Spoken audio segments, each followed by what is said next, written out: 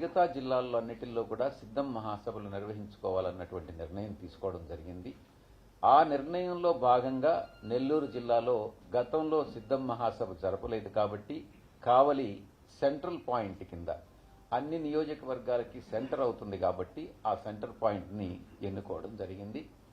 అక్కడ సెంటర్ పాయింట్కి గౌరవ ముఖ్యమంత్రి వర్యులు ఆ సెంటర్ పాయింట్కి విచ్చేసి 4 గంటలకంతా ఆయన రావడం జరుగుతుంది.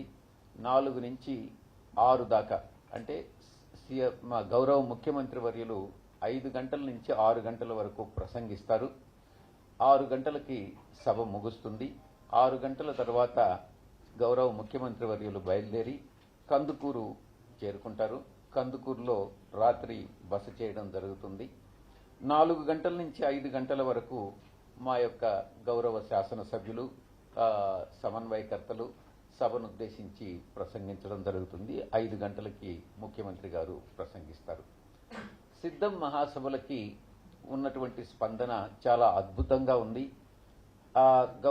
మేము సిద్ధం మహాసభలకి ఈ యొక్క 8 నియోజకవర్గాల నుంచి ఇంచుమించుగా 1,00,000కు పై చిలుకు 1,00,000కి ఎటువంటి పరిస్థితుల్లో తగ్గరని నేను అంచనా వేస్తున్నాం. ఎందుకనంటే స్పందన ఆ రకంగా ఉంది. గ్రామాల నుంచి మాకు మేము వస్తామనని మా గ్రామం నుంచి ఇంతమందిని తీసుకొస్తామని అన్నటువంటి స్పందన కనపడతా ఉంది. కాబట్టి ఎటువంటి పరిస్థితుల్లో 1,00,000కు తగ్గకుండా వస్తారనని మేము ఆశిస్తా ఉన్నాం. ఈ యొక్క సిద్ధం మహాసభలన్నీ కూడా చాలా చాలా విజయవంతంగా ప్రజలు ఆయన ఇచ్చేటటువంటి గౌరవ ముఖ్యమంత్రి వర్యులు ఇచ్చేటటువంటి సందేశాన్ని వినేదానికి వస్తూ ఉన్నారు. ఆ రోజు రాత్రి కందుకూరులో బస చేసిన తర్వాత 6వ తారీఖు అక్కడి నుంచి బయలుదేరి ఆయన ప్రకాశం జిల్లాలో ఎంటర్ కావడం జరుగుతుంది అన్నటువంటి విషయాన్ని మీకు తెలియజేసుకుంటా ఉన్నాను. ఇది సీఎం గారి ప్రోగ్రాం సిద్ధం మహాసభల గురించి.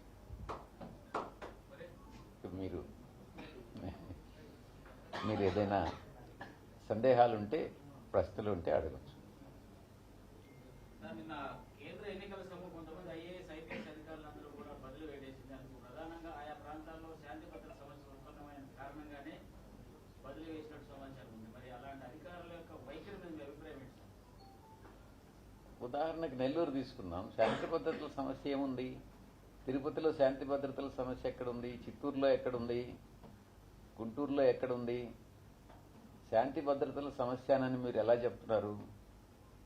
ఎక్కడైనా శాంతి భద్రతల సమస్య వచ్చింది, ఉత్పన్నమైంది, ఏదన్నా అవాంఛితమైనటువంటి సంఘటనలు జరిగాయని మీరు ఏదన్నా అనుకుంటున్నారా?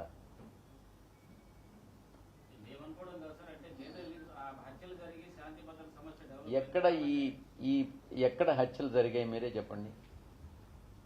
ఆరోపణ చేయడం కాదు కదా.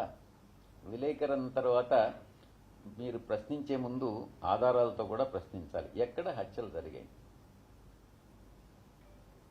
ఎవరు మీరు ఒకసారి ఎవరు అడిగింది?